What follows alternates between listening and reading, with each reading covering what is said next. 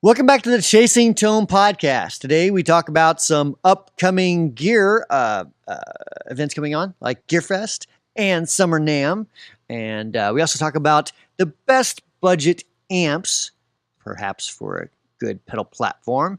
We talk about a bunch of other stuff too, so let's jump into it. I hit it. I hit record. You just press it. Don't hit it next time. I smacked it. Smacked it. Yep. Donald. You know what's funny is that I actually had you slightly convinced that I had a duck in my barn. That's not that weird though. It is that is true. For a guy that has goats, having a duck is not a far-fetched thing. No, that's why I was like, okay, he's got goats. He's got a duck now. That's perfectly reasonable. A thing, yeah. And it's just quiet enough in the ear that like it does kind of almost sound like it's, like on the floor next to you or something. Right.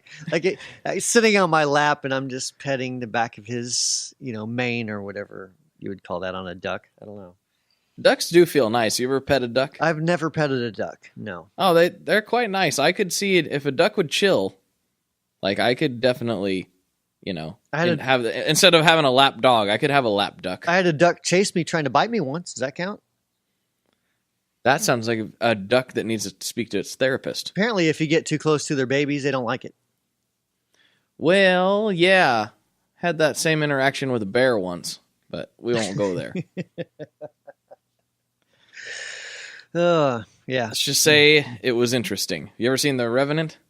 No, I haven't. Well, it was something like that. No, I never was attacked by a bear. That would be bad. See, now I can see that happening. Me getting attacked by a bear? Yeah. Because you're in Oregon. Yeah. Oregon, that's the Indiana way of saying it. Oregon, which is, you have bears out there, right? We got bears. We have coyotes and foxes here. No bears. We don't have foxes so much, but we definitely have coyotes. We have tons of foxes. I think everywhere has coyotes. I heard there was coyotes in New York City, like in Central Park. Yeah. Yeah, they're being overrun. Or they're overrunning things. That's so crazy. So crazy. It is. Very much indeed. Today on Chasing the Wildlife podcast, we talk about Bitcoin, bears. No, I'm kidding. Bitcoin, bears, and coyotes in Central Park. All this and more on the Chasing Tone podcast. Oh, no. If we're not careful, we're going to have to change the name to Blake and Brian Talk About Random Things podcast. Which isn't entirely off base from what we're currently doing right now. Pretty much, or the last hour. Oh, yeah, the whole last hour. We wandered around our various areas. I was walking around my neighborhood, and you were out in the woods, and... Yes. Just discussing random things is what we do best. We should just always record everything when we're talking, and we could have a whole nother podcast. It's a whole different type of podcast. Yeah, exactly. Yeah. Sweetwater Gearfest is coming up next week. Is it next week? No, today is the 7th as we record this. And so the 22nd and 23rd is Gearfest at Sweetwater. If you happen to be anywhere near Fort Wayne, Indiana, I'll be there. I'll gladly take, nice cold beer if it's in the evening, or a cup of nice, freshly ground Guatemalan Antigua beans. Obviously made into coffee. 2.5 spoons of sugar, 1 creamer, please. And yeah. Mm-hmm. No, I'm kidding. I will not be there, and I will not be serving you coffee. But if I was, I would be sure and bring you the finest that 7-Eleven had to offer. McDonald's, man. McDonald's. Gearfest. So I've never been to Gearfest. I always think about it. How is it different than... I mean, I know that it's different, but how is it different than your average kind of gear, guitar show or trade show type of thing? Sure. What makes Gearfest kind of its own thing, other than it's in Indiana where you live? Right. Well, so let's start with NAMM, which is probably one of the biggest. Yeah, that word. To argue arguably. Mm-hmm. So at NAMM, the whole intention at NAMM is for people who make stuff and people who buy stuff at the retail level, like distributors and stores, to meet in one place, and they can find out new products, find new manufacturers, and buy products for their store, right? Mm-hmm. So it's not really geared for the consumer level, which is the guy that or gal that wants to play the new guitar or whatever. You can. It's not that you can't. It's just not set up. And what I mean by that is there's a volume, like you have to stay under a certain volume level. Oddly enough, the ambient volume in the aisleways is louder decibel-wise than what you're allowed to turn up the amp. So you can't turn up much at all. So that does create problems. And it's just not consumer focused. It's not consumer focused. Whereas other guitar shows, like whether it's Austin or Gearfest, it's really more focused on the actual people who will be playing the instruments. So it's not a problem for the consumer to come up and crank the amp and actually get a feel for what it's going to sound like. Mm-hmm. So it's a much better place for actual people who are into buying gear, like, for yourself. It's a much better place for that to happen, I think, than like a NAMM or something like that. So Gearfest, you can, like, NAMM, you're not officially, quote unquote, officially supposed to sell on the floor. That's another thing. Yes. Yeah. You're not supposed to sell. In fact, if you do sell, they go to great lengths to make it hard. Like you have to walk the person out the door with the product, and it's just not it's not easy. Yeah, it's really weird. I've bought things there before at NAMM, and I'm like, all sneaky, like, I got this in my backpack. I'm like, don't worry about it. It's just a guitar pedal that I brought with me today to show people. It's not one I picked up from them. And that's not the receipt for it. That's not the receipt. That's that's from the restaurant that I ate at. They served a fuzzy burger. It's fine. Yeah. So, and of course, like at the guitar shows, then that's what they're there for. They're there to sell product. So, and usually, they'll have sales. So while Gearfest goes on, or if you're at a guitar show, they'll do 10, 15, 20% off, whatever. Mm-hmm. And so it's a little bit more of an incentive for people to pick up gear, take it home, covet it. So Gearfest is more like a big version of like what your local guitar show would be. Yeah. Much more. Got like it. That. Yep. Okay. Well, that does sound like more fun, and that's very much what plugged it all over the place. But that's what Fear the Riff is too. It's like a bigger version of kind of your mom and pop guitar show. Yeah, it's kind of a Fear the Riff type event. Yep. Yeah. Except Sweetwater is a little more conservative, I think, than Fear the Riff.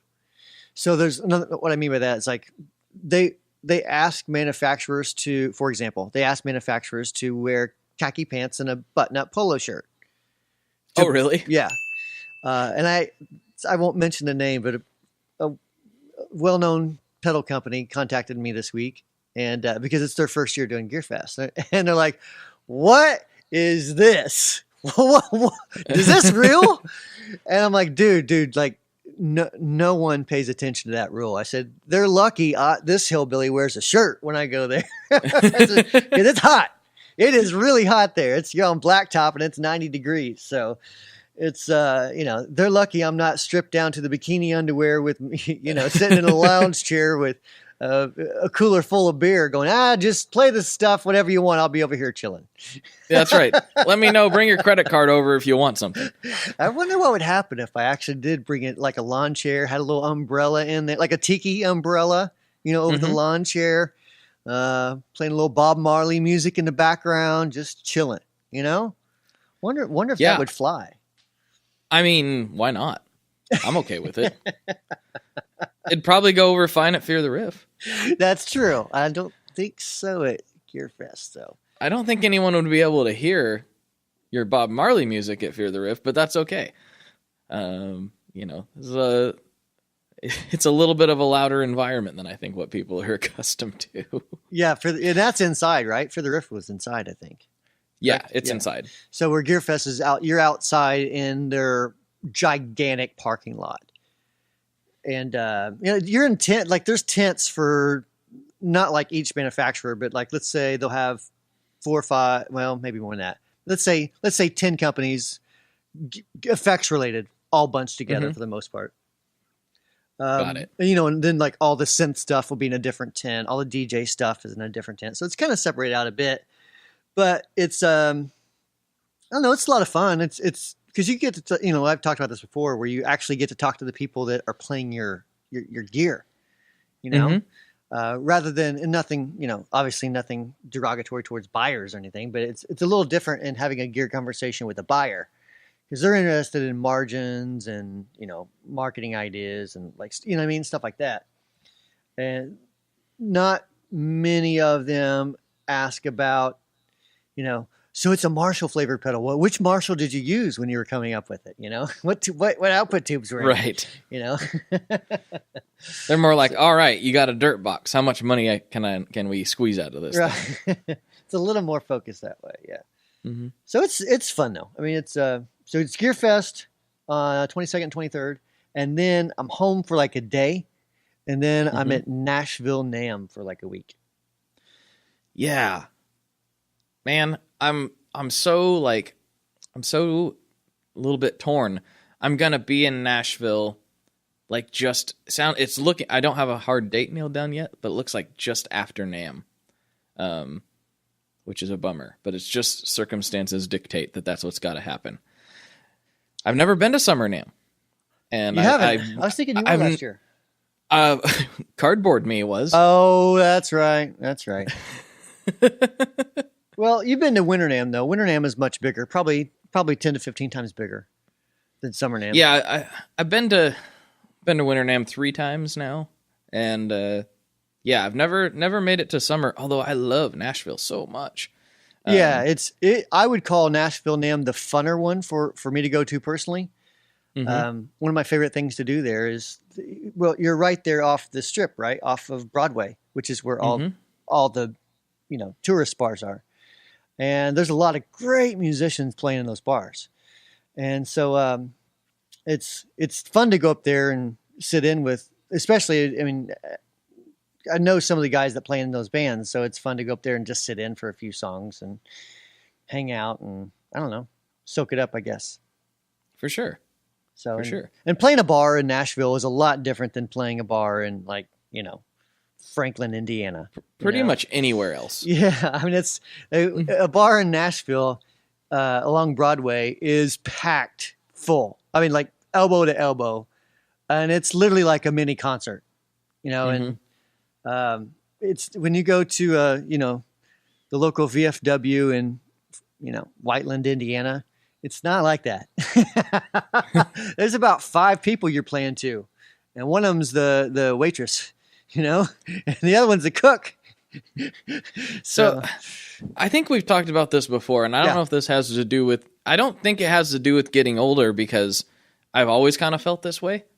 And I don't think that it's probably a very popular thing, especially with musicians, but I feel like I gotta say it. If I'm going to a restaurant or something, I generally just want to go to the restaurant to eat my food. If there's a band playing, oftentimes I'll be like, oh man, there's a band playing, which is terrible to think as a musician. But when I want to go see live music, I want to go see live music. When I want to eat a burger, I want to eat a burger. I think it depends. And if you know that you're going to be there and there's going to be a band there, you can kind of wrap the two up, right? But I can totally relate to the times where I just want to get a bite to eat and get away from the noise. And you're like, man, there's a freaking band playing. Like, really, Which I feel terrible thinking that, because I'm a musician. I love music. I love bands. I think rock and roll is amazing, and I want it to do well. And somebody playing out live, that's a good thing for them to do. But sometimes I'm like, man, I want to catch you at the I don't know, when it catches me off guard. I guess it's not like I'm universally bummed when there's a band at a restaurant. It's just if I'm going there expecting to just chill. It's very situational. It just depends on what your expectations are, I think. You know? That is true. That's true. Because there's a local like Scottish/Irish pub thing. And if I know that there's a band playing down there, I get excited. I'm like, oh, this will be some fun like Celtic music or something. Let's go check it out. And eat fish and chips. So I guess it is more what you're expecting. Yeah, I mean, it's like if you're wanting to go on a nice dinner date with the wife, you know, maybe go to Chili's or something like that. And that's a joke, by the way. And and there's a band playing, even though bands don't usually play at Chili's. But let's say there's a band playing, and you're like, "Come on, man! I just want to have a relaxing dinner with my wife." Mm-hmm. You know, I just wanted to have a margarita, unlimited salsa, and call it a night. Why can't I get my margarita lime chicken without a band? You know. Yeah, and I think that's probably how everyone feels, but I guess, you know, it's not the band's fault, you know. No, not at all. And it's not really anybody's fault. I'm sure that the restaurant, like, that I've walked into, whatever, it's happened many times. I'm sure that was announced weeks and weeks in advance, and I just happened to stumble into it that day. It's not really anyone's fault. It's just, I don't know. I would think that as a musician, I wouldn't ever feel that way, but I definitely do. Well, I've played gigs in that circumstance before where you're really the background music. You know what I mean? Mm-hmm. And so I've done it with different bands. I've been in both situations, the same situation, but in two different totally paradigms. So one is where even though you are the background music, the singer ain't going to have that. Oh, no, sir. No. Oh, no. It's going to be a freaking concert, you know? And he's like, crank it up, boys. We're going to play 3 steps tonight over and over and then followed up with Freebird, you know? And then you're like, come on, man. Like, really, I think we should be playing jazz or something because I don't think these people really care about Leonard Skinner. But then I've also been on the other side with like, all right, guys, we just got to just kind of tone it down. You know, we just kind of play some music for people to eat dinner to, you know. That usually works a little better. But you also got to know you got to know what you're getting into. It's there's nothing worse than playing a gig and being told over and over to turn down, and you're like, I'm playing acoustic, I can't turn it down. Right? Like, hey, buddy, listen, James Taylor, could you take it easy over there? I say that because that actually happened to me at a VFW once. We were getting ready to sound check, playing an acoustic guitar. Someone came up and asked us to turn it down. I said, I can't. It's impossible. This doesn't turn down. This doesn't have a volume knob on it, sir. I could play a bit more gently, but then you won't hear it at all. And he says, exactly. That's what we're going for. Yes. Oh, man. Random things. Mm-hmm. I don't know why I thought of that. What led to that? I don't know. Anyway. I don't know. Damn. No, you did bring up a good subject earlier, though, which was about inexpensive amps. Yeah, I think we've talked about inexpensive pedals that we liked a lot. And I was kind of just looking around the shred shed, and I've got quite a few amps sitting around, and some of them, you know, more expensive. Some of them, but several that are very cheap. That I actually like. You know what? This is a pretty good amp, and you can get it for peanuts. And I'm sure that would be probably a little bit worthwhile talking about. Just I have a little bit of experience with a handful of cheap amps that I really like. Some of which, or one of which, usually I get ridiculed for, but still, it sounds pretty good, especially considering you can get it for almost free. So I don't know if you have anything in that. I know you kind of tend to select a good pedal platform and call it a day, right? I do personally. I mean, so like right now I'm looking on Reverb's best selling budget amps, right? So we got a Black Star HT 1 watt, Blues Junior, of course, Pro Junior, Hot Rod Deluxes, Marshall DSL 40, some Orange Micro Terrors. Oh yeah, those are good. PV Classics, of course, AC10, AC15s. I mean, all those are great amps. And before we were recording, we were talking about distortion pedals through bright amps and how sometimes it creates like a raspy sound, right? Where, Mm-hmm. and I think I have this problem with a lot of Vox type amps. Yes. Especially with, not ceramic speakers, but Alnicos. There you go. Mm-hmm. You get just a fantastic clean tone. And sometimes that distortion pedal that sounded great in one amp now sounds real like raspy and fizzly on the top end. And you're trying to dial it out by turning the treble down and turning the tone cut down, and then then that screws with your clean tone. Now you're back to a dark clean tone. Mm-hmm. So I think like in that situation with a brighter amp, you really need a pedal that's going to get pretty dark, Yeah, I have not actually. I've played AC type amps before and noticed. Yeah, in my opinion, you're right. They're very finicky about what overdrives they like, or what distortion pedals they like. And I've heard, and I've not tried this myself, but there's like specific pedals that have been kind of designed with the AC in mind. I've heard that like the Hotcake is like an AC amp's best friend. Yeah, it sounds pretty good through that. Yeah. I've heard some people say the Timmy, but like the Timmy's, I played a Timmy before and I think it sounded good, but I didn't try it through a Vox. But in my estimation, I would think I would run into the same issue. But I have heard people say Timmy in a Vox is really good too. I've just never personally tried it. I can't. It's been a long time since I actually played an actual Timmy, so I can't really speak to that. I mean, I'm familiar with the circuit, but I hear a lot. I've heard people say that Timmy's made for a Marshall and doesn't sound good on a Blackface, and I've also heard the exact opposite. I think it really just depends what. I already know that's not true. It sounds great with Blackface style amps. So, meh. I just think it's like tone is so opinion based, right? We were talking before about a customer email he has our new Equator EQ pedal, and he's like, so how do I set my amp up? What do I do with my amp here? Because it's got the EQ on it. Like, what do I do? And so I was explaining, like, just leave the pedal off, set your amp like you would normally set it, and then use that EQ pedal as like a secondary feature on your in your chain. So maybe you want something that's a little bit more mid-rangey for a part, so now you have that ability to take your OCD and boost the mids up on it for that section or for that song, Yep.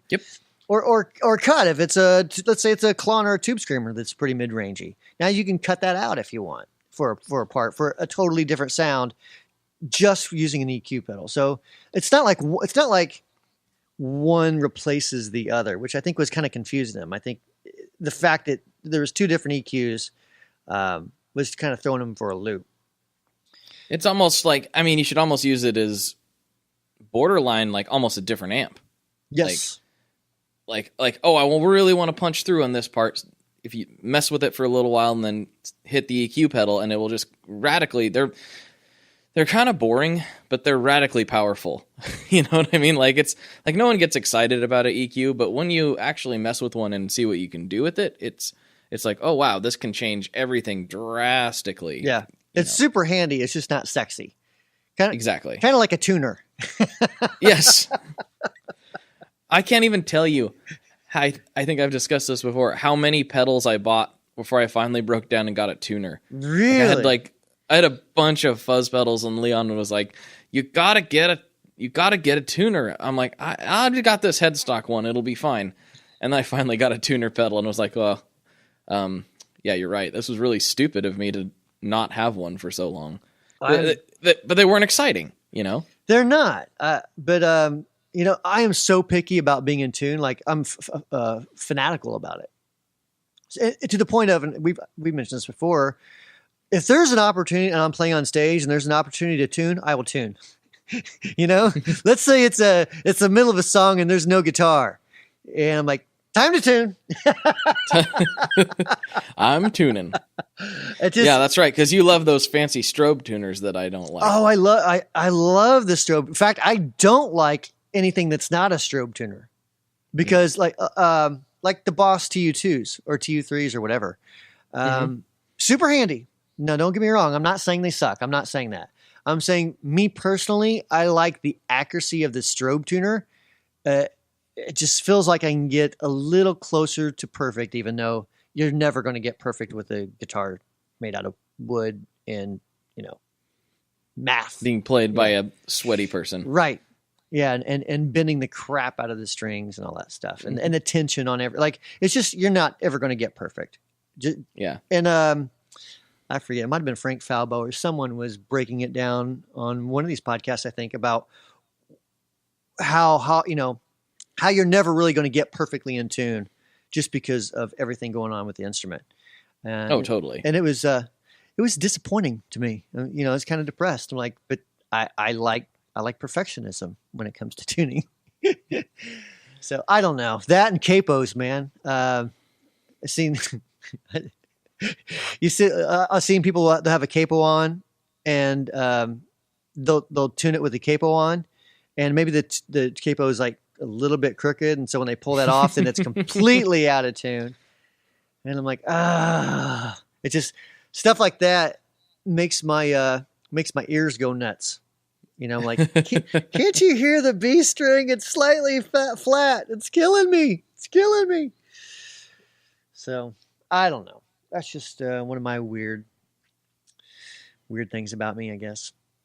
I like a Korg pitch black, and I get it pretty close.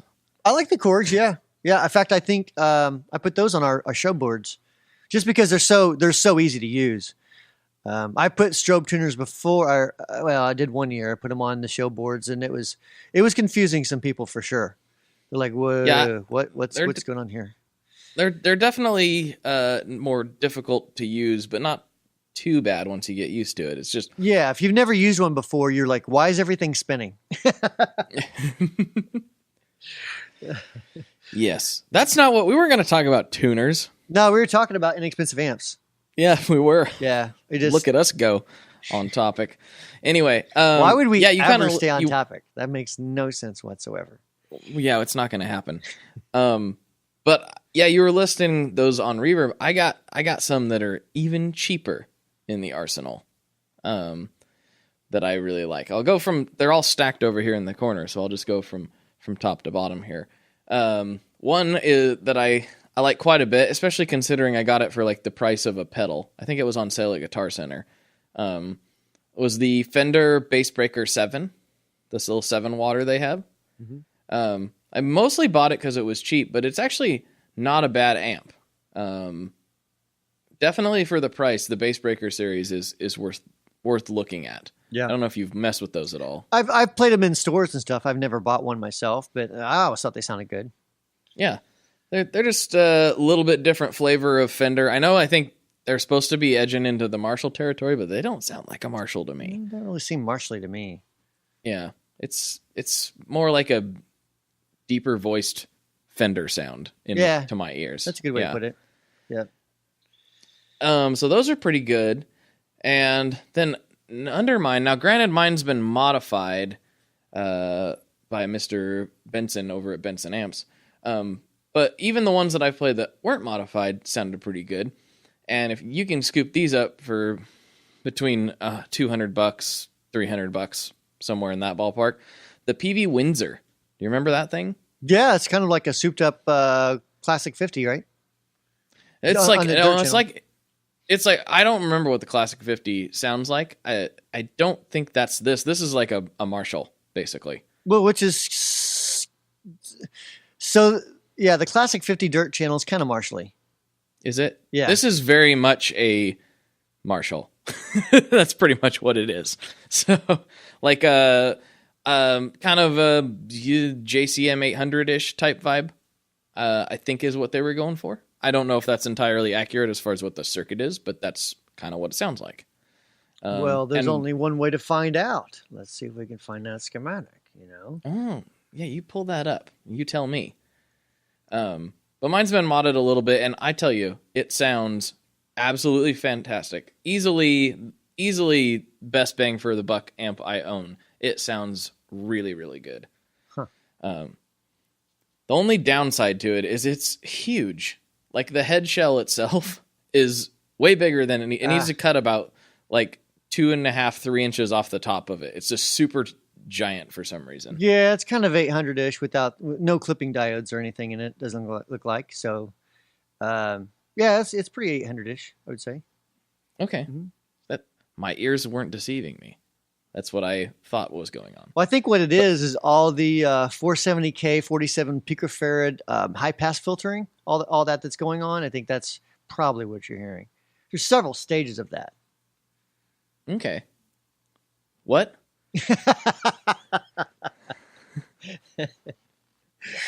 Exactly. Pico who? You talking coffee again? Picofarad. You know.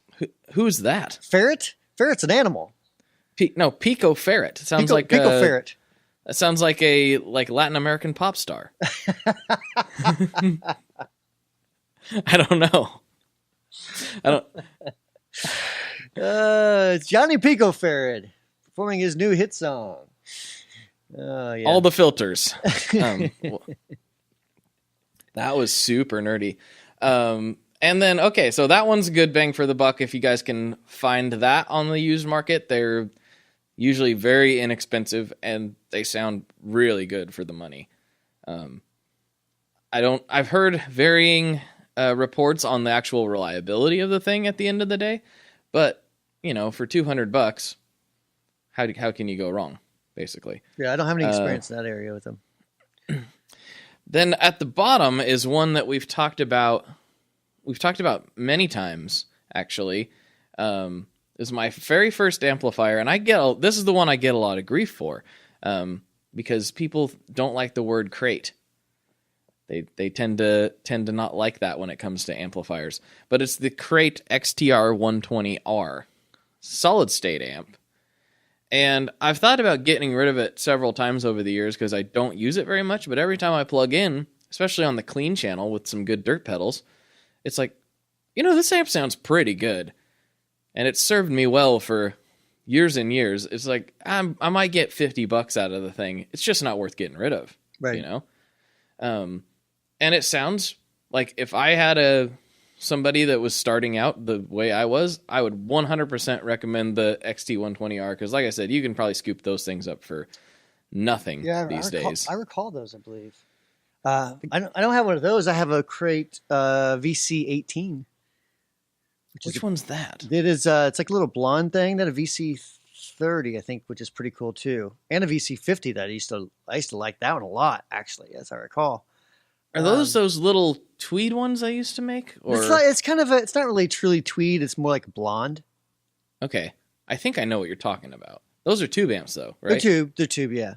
And it's I think they sound pretty good as well, especially with the transformer upgrade, maybe a little bit of the speaker upgrade. Pretty good stuff. Relatively affordable too, right? Very affordable. Yeah, I picked that one up for next to nothing. Yeah, it's on the good old eBay. The Bay. I forget about the Bay a lot.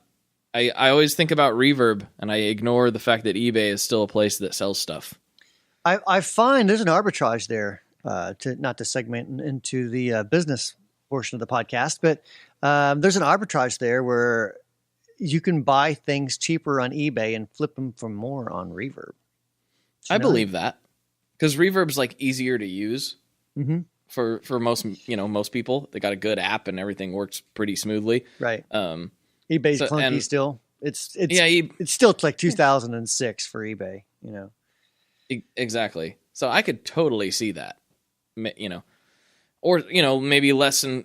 Maybe Reverb has they got their their handy price guide that's all in there. So I think that there's a quote unquote more informed consumer probably generally on Reverb versus eBay as far as musical equipment goes.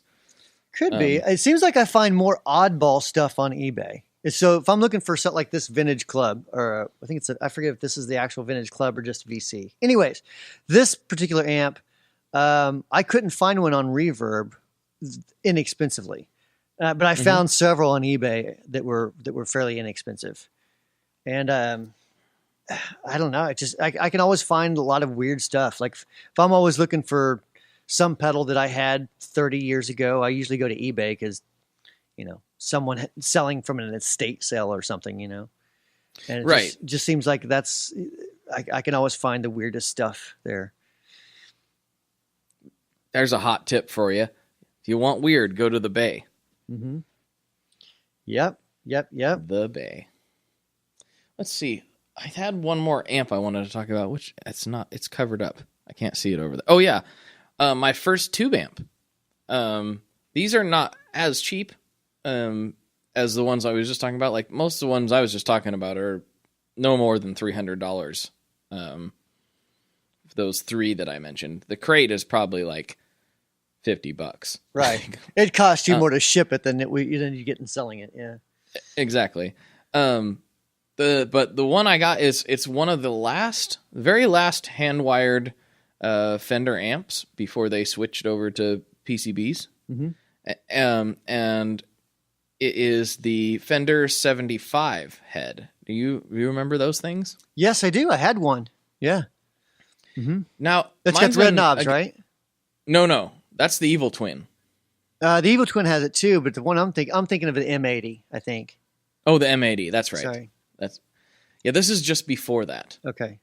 This is when I guess Rivera was working at Fender. Yeah. And they kind of wanted to make something that sort of competed with the channel switching Mesa stuff. This is at least what the internet tells me. And so they come out with these, the Fender 75. I think they had a 20. Fender 20. I can't remember all the numbers they have, but they're the corresponding wattages with the things. As you can imagine, a 75 watt Fender head is pretty loud. Yes. It's extremely loud. It has a master volume control, and it has a clean and dirt channel. With the original versions, which this is, but it's been modified again by Mr. Benson because he's my guy. Mm-hmm. My problem with it is I could get it to sound fantastic clean or fantastic dirty, but I couldn't switch between the channels. Like, I couldn't just stomp on this channel switcher and have it work. It would switch to the clean channel and it would sound terrible. You could only dial in one or the other. So I tend to use that as a clean pedal platform when I used it a lot back in the day. And it really worked good for that. But there again, it's one of the last hand wired Fenders, and I think I picked it up for $350, something like that. Granted, this was 7-8 years ago, but I think they're still relatively affordable, and you can get that classic kind of Fender tone out of them if that's what you're looking for. Interesting. They're not without their quirks and problems, but they're pretty cool. Yep. So I got one more topic before we close this out. Oh. And I want to pick your brain. You ready? No, I don't. My brain's ready to be picked. Looper pedals. Okay. Do you use them? Mm-hmm. You talking about like you're not talking about like a true bypass switcher, which some people call looper. Like a ditto looper. Yes. To layer parts upon parts. So before we actually hopped on this, I was actually looking at some YouTube videos for people using looping in creative ways. Mm-hmm. So I kind of want to pick your brain to see, like, what's the most creative way that you've seen someone use a looper? Besides, like, obviously playing a couple parts and playing acoustic in some coffee house or something, right? That's not everyone, but a lot of people use it that way, right? Like, what are some off the wall weird ways people are using loopers now? So I use mine all the time because oftentimes I'm making little clips for clients or trying to, just for content for them to use or whatever the case may be. And I'm by myself. And I really like to try to, I don't know, for whatever reason, when I'm playing by myself, I try to make, and the music pieces I try to create, I try to make them something that would be cool, that could almost sound like there's multiple players going, but there's not. So therein the looper comes into play, obviously. What I personally do with them is I just build layers upon layers. And I think what people forget about sometimes with the loopers is the more layers you're gonna build, the simpler you need to make your parts. Because once you really get crazy, you're going to be doing things that are impossible to do unless you had like 20 guitar players. And as you can imagine, it can get pretty crazy if you have 20 guitar players. So yeah, I use mine to actually create little short pieces for people. The person that comes to mind, and I haven't watched just a ton of her stuff, but what I have seen, she's done some really interesting things. Sure. When she plays solo, our group, or she's not really a group. It's Sarah Lipstate. She plays as Noveller or Noveller. I could have said that so stupid, and I don't know which way is the right way because I've only read it, not heard it spoke. But she does really interesting, like loop stuff. If you look up some of her performances, she gets crazy with it. It's hard to describe, but she kind of does that too. She creates pieces, and it's not all looping, but she does definitely integrate loopers into her stuff, and she uses lots of effects and, e-bows and bows and all kinds of stuff. Just look it up. It's pretty interesting. Somebody else who gets really nutty with a looper, and I watched this live, he uses the DL4, Nick Reinhardt. He also uses a lot of effects. He runs a Pedals and Effects YouTube channel with Juan Alderete. You've seen that probably? Yep. Mm-hmm. Nick gets crazy with that DL4. If you can look up some of his stuff sometime, yeah, you'd probably be blown away. It's very accurate, and very like lots of layers and very very technical as far as looping music goes. It's really interesting. Huh. It does sound interesting. Those are the two that come to mind immediately. I don't follow just a ton of looping musicians, I guess you would call it, but I do use one myself. So there you go. Yeah, I was just kind of checking out some different people using loopers in unique ways, and I hadn't got that far into it, but I wanted a head start. So there you go. That was more for me than any of the listeners. Sorry. You're welcome, Brian. But maybe someone else wants to listen to it as well. Yes. So, all right.